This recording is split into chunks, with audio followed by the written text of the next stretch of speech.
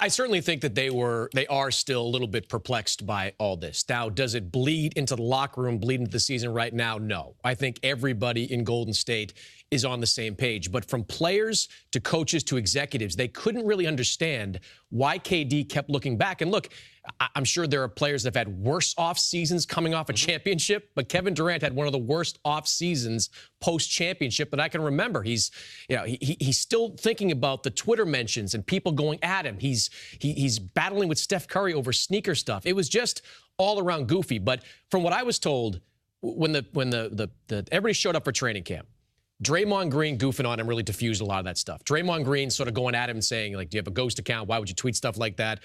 Him making light of it really diffused. So I think it's fine, but I'd also add that I think he's probably used up his mulligans there. I don't think he can do stuff like that again without people maybe coming out about his mulligans with the team or with management? With all of them. I mean, look, the players still love Kevin Durant. Everybody's still tight on that team, but don't do the stuff again. Don't, take a swipe at Under Armour who pays Steph Curry a boatload of money every single year. Don't, when you're going back to Oklahoma City, don't allow that stuff to seep into your mind. Just move forward. Don't look back. Can you kind of give us a breakdown of maybe the people that run Golden State, how the team has been built, the ownership? Maybe just give us some information that people don't know and why they would have a problem with this type of behavior. Well, look, Golden State is the most easygoing team in the NBA. From management on down. Bob Myers, the GM, is a former agent. Steve Kerr is as easygoing as any coach in basketball. They're a very progressive team, obviously, from what we've heard. Even their practice rules are a lot different, how they do things right now. Very lax, very easy. I mean, they're veterans, and they win. Steve Kerr knows he doesn't have to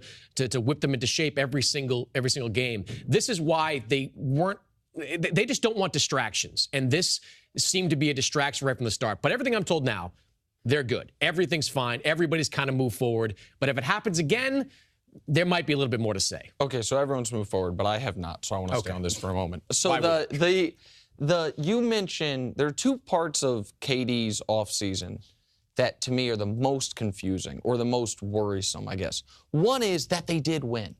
If this was the offseason, let's say their season ended the way LeBron's first one in Miami did.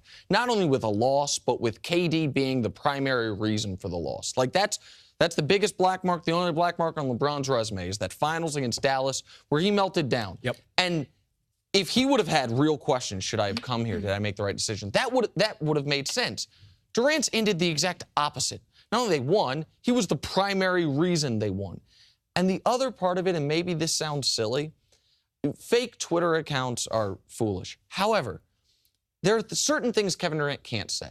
He can't tell someone, you know what, go bleep yourself, I'm rich. Like, he can't bark back the way a regular person could. So if he had fake accounts just so he could blow off some steam to bark back at people, but the fake accounts were engaged in relitigating his decision.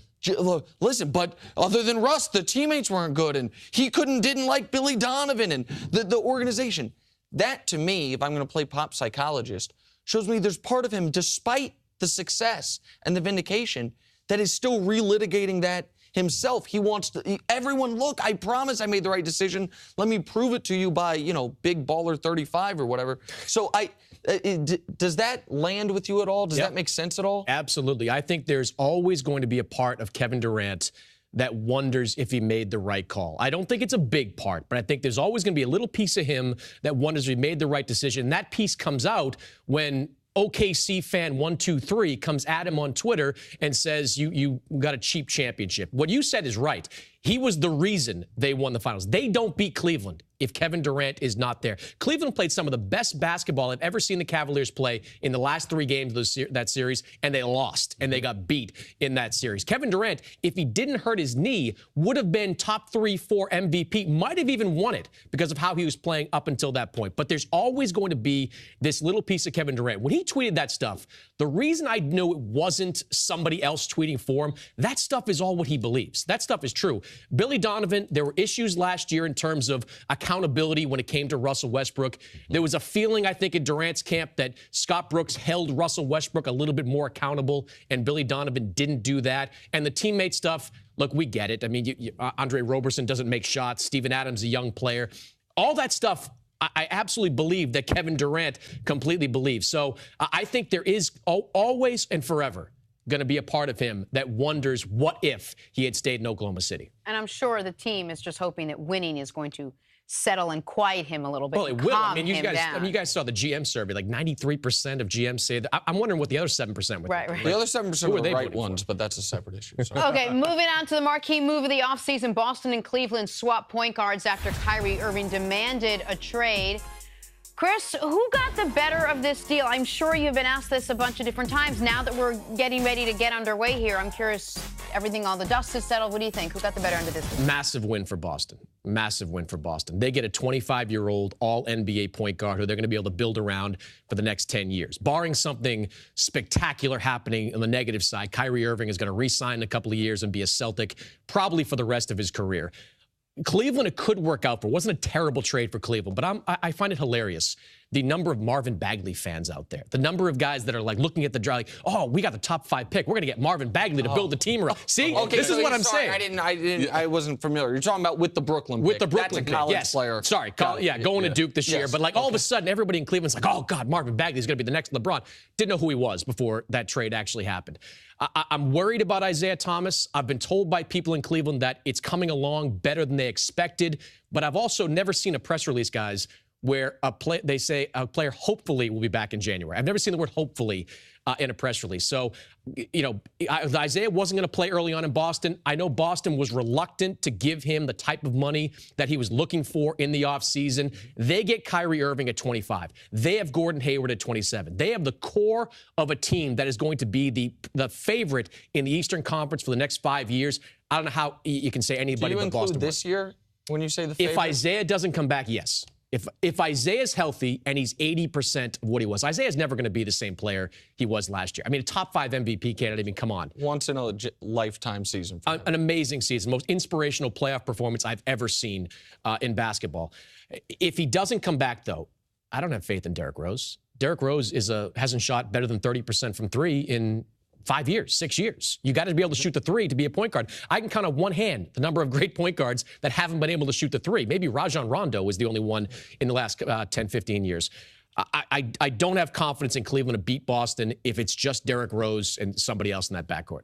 Yeah, who else in the NBA? Is there a storyline that we're missing? Is there a team on the rise? Someone's going to surprise coming from the pack? I don't know that anybody is, I mean, the East is so bad. I mean, this is the worst I've seen the Eastern Conference. Is the East bad or is the West just so stacked? No. The East is really bad. And the East lost. I mean, Jimmy Butler goes east to west. Yeah. You have Paul George goes east to west. You have Melo goes east to west. There's just so many guys that were all-stars in the East that are now in the West. The Eastern Conference could be biblically bad this year. I mean, it could be like 35-win 8 seed this year. It could be a 50-win team in the West that doesn't make it. I mean, people ask me all the time, like, will Boston have kind of a learning curve when you're bringing in Kyrie, new point guard, Gordon Hayward, all that stuff? Will Boston take a while? Yeah, they'll take some time to figure it out, but they can fall into wins in the Eastern Conference. Chicago, Atlanta, Brooklyn. I mean, these teams are going to be bad and trying to be bad this year. You mentioned Brooklyn. So I do have one question to go back to the Kyrie trade for a moment. Yep. I think a lot of people, I should say, look at the trade, that what the Cavs received for Kyrie Irving is like, okay, it's kind of the best of both worlds. You get help for this season, but you also have an insurance policy if LeBron leaves after this season in the Brooklyn pick. I look at it more so that Brooklyn pick could be used to help the team this season. Am I making that out of thin cloth, or is that on the board for them? I honestly, at this point, I don't believe it's on the board for them. At this point, unless LeBron James comes to them midseason and says, I'm in, all in for the next 4 or 5 years, then they consider trading that pick. But up until that point, they've got to start thinking about life without LeBron James. You have to start thinking 4 or 5 years in advance and finding the next great player. You just can't take a risk flipping that pick for a 28 to 30-year-old player who's an all-star level guy who might be able to help you right now. Use DeMarcus Cousins as an example. Yes. I would not trade that potential top 5 pick for DeMarcus Cousins. So from Cleveland's side, you wouldn't do it? No, not unless LeBron says to you, I'm in for the next 5 years. I really like you, Mannix, but you've been wrong a lot today. Thanks for watching. Subscribe here to get the latest from the show. Also, be sure to check out more of the best clips from First Things First, or go watch a few segments from some of our other great shows on FS1.